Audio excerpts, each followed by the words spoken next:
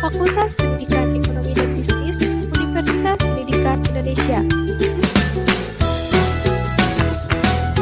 Pada kali ini, kita akan belajar materi tentang akuntansi dasar, yaitu mengenai asumsi, prinsip-prinsip, dan juga konsep dasar akuntansi.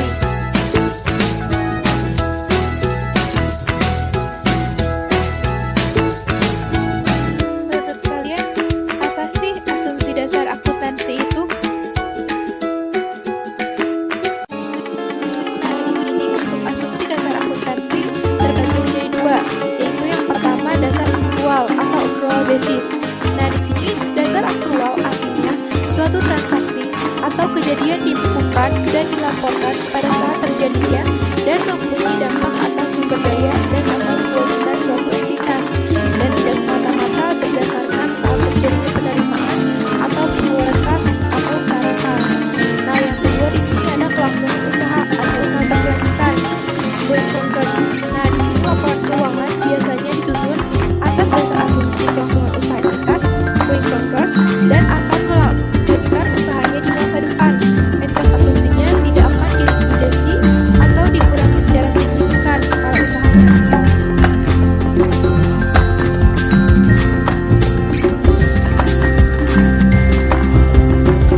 Selanjutnya ada akuntansi di dunia ini menggunakan dua asumsi dasar yang utama, yakni entitas akuntansi atau accounting entity dan unit moneter atau monetary unit, yang dijabarkan sebagai berikut. Yang pertama ada entitas akuntansi atau asumsi kesatuan usaha atau dengan kata ekonomik atau business entity assumption. Di sini ada perusahaan jasa yaitu service business, yang kedua ada perusahaan dagang yaitu merchandising business, yang ketiga ada perusahaan manufaktur atau perusahaan industri yaitu manufacturing business. Selanjutnya kedua ada unit moneter atau monetary unit assumption. Nah, di sini transaksi yang akan dilaporkan dalam catatan akuntansi harus dapat dinyatakan dalam satuan mata uang, yaitu unit moneter. Di Indonesia satuan uangnya adalah rupiah dengan simbol Rp tanpa tanda titik setelah huruf P kecil.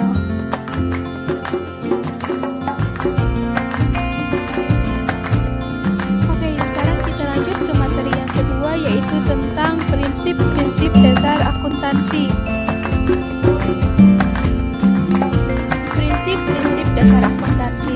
Prinsip dasar akuntansi untuk SAK umum yaitu ada prinsip reliabilitas, objektivitas, dan yang kedua ada prinsip beban perolehan. Selanjutnya untuk prinsip dasar akuntansi untuk SAK etap, yang pertama ada prinsip biaya historis dan yang kedua ada prinsip nilai wajar.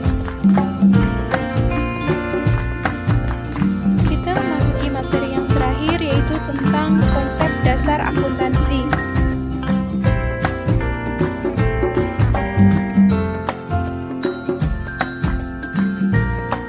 Oke, di sini kita akan mengetahui tentang apa itu pengertian akuntansi dan juga apa bidang-bidangnya serta apa itu profesi akuntansi tersendiri. Oke, di sini ada pengertian dari konsep dasar akuntansi. Definisi akuntansi dari sudut pandang pemakai, yaitu akuntansi didefinisikan sebagai suatu disiplin yang menyediakan informasi yang diperlukan untuk melaksanakan kegiatan secara efisien dan mengevaluasi kegiatan-kegiatan suatu entitas. Selanjutnya di sini ada definisi akuntansi dari sudut pandang proses kegiatan, yaitu dilihat dari sudut pandang kegiatannya, akuntansi didefinisikan sebagai proses pencatatan, penggolongan, peringkasan, pelaporan, dan penganalisaan data keuangan suatu entitas. Oke, di sini dalam bidang konsep dasar akuntansi ada juga bidang-bidang akuntansinya. Di sini ada akuntansi sektor mikro. Dalam akuntansi sektor mikro ini terdapat akuntansi bisnis, dan dalam akuntansi bisnis juga terdapat 4 bagian. Yang pertama ada akuntansi keuangan atau financial accounting, yang kedua ada akuntansi manajemen atau management accounting, dan yang ketiga akuntansi pajak atau tax accounting, dan yang keempat ada akuntansi biaya yaitu cost accounting. Yang kedua ada akuntansi organisasi nirlaba atau accounting for profit organization atau akuntansi non bisnis. Nah, selanjutnya yang kedua ada akuntansi sektor mikro juga. Dalam sektor mikro terbagi menjadi 3. Yang pertama ada akuntansi pemerintahan atau governmental accounting, dan yang kedua ada akuntansi pendapatan nasional atau national income accounting, dan yang ketiga ada akuntansi lingkungan atau environmental accounting. Itu untuk bidang-bidang dasar akuntansinya. Ada akuntansi sektor mikro dan juga ada sektor makronya.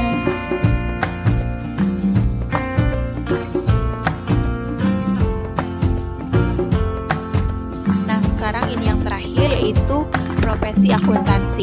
Nah, di sini dalam profesi akuntansi ini terbagi menjadi 4. Yang pertama ada akuntansi intern, yang kedua ada akuntansi publik, yang ketiga ada akuntan pemerintahan, dan yang keempat ada akuntan pendidik.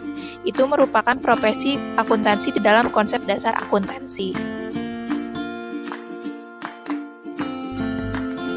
Alhamdulillah, untuk materi dasar akuntansi mengenai asumsi, prinsip-prinsip, dan juga konsep dasar akuntansi telah selesai. Sebelumnya di sini saya mohon maaf yang sebesar-besarnya karena menyadari masih banyak kekurangan dalam penyajian materi ini. Tetapi semoga materi ini dapat membantu dan bermanfaat untuk kalian semua. Jangan lupa untuk terus berbagi ilmu ya, dan jangan lupa juga untuk like, comment, and subscribe. Terima kasih semuanya.